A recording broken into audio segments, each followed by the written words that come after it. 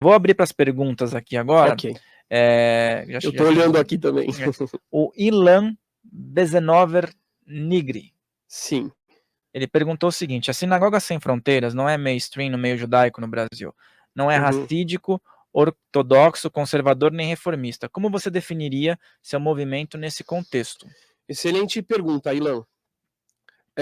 Então, eu acho que assim, é muito importante ter uma discussão a respeito do que significa a palavra ortodoxo.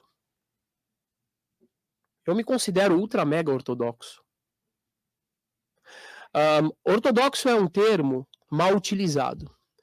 E para utilizar corretamente, a gente tem que compreender qual é a gênese dele. Então, ele é formado por duas palavras. Orto, que significa correto, em grego, e doxo, que significa pensamento. Então, é o pensamento correto.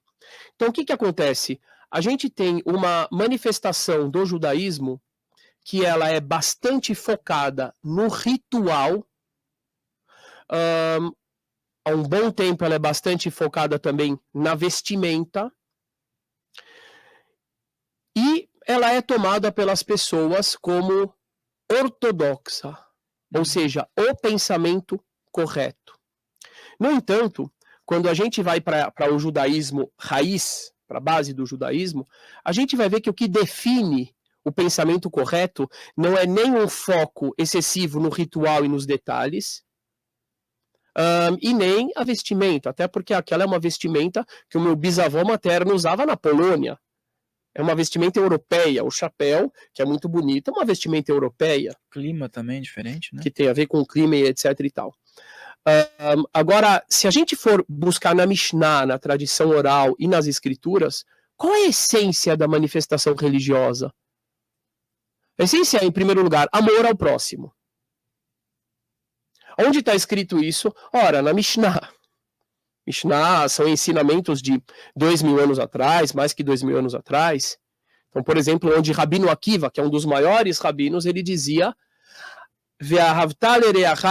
amarás ao próximo como a ti mesmo. Essa é a grande regra da Torá.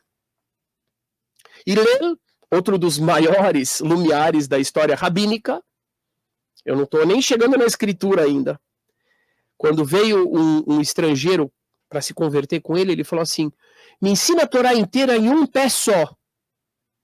Hillel falou: não faça ao próximo aquilo que você não quer que faça com você. Isso é a Torá inteira. Ou seja, ele simplificou o amarás ao próximo como a ti mesmo para um estrangeiro que não estava habituado com isso. Isso é a Torá inteira. O resto são comentários. Vai e estuda.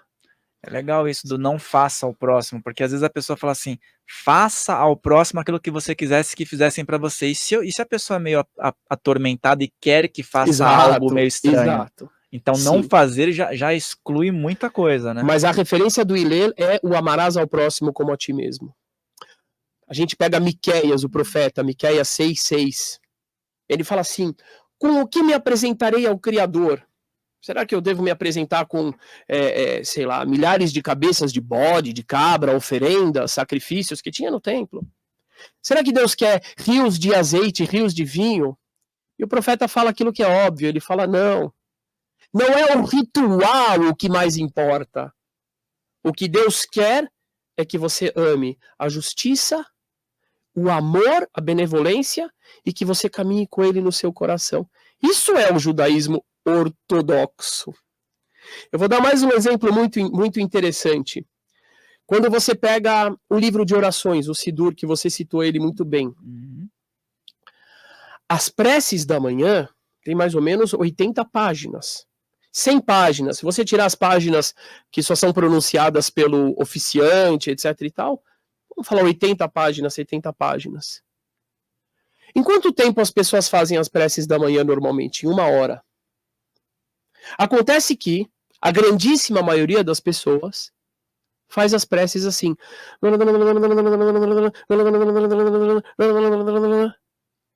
Aí você fala assim, mas por que que... Aí a pessoa fala, porque eu sou ortodoxo.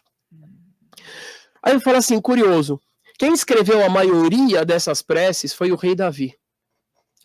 O rei Davi nunca leu 100 páginas seguidas do que ele escreveu. Por quê?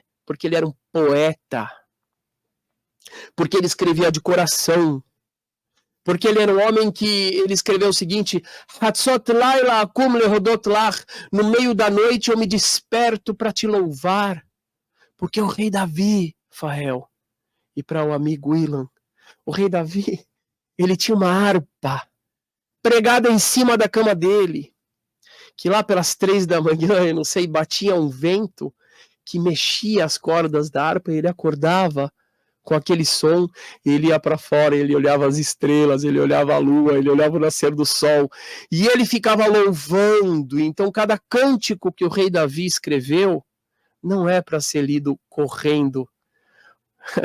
Cada cântico é para ser instrumento de contemplação.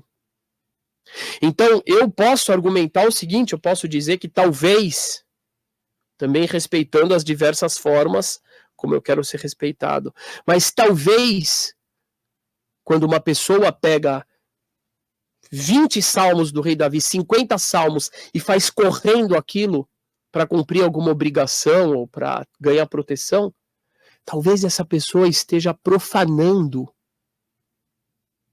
o texto bíblico. E aí a questão muda.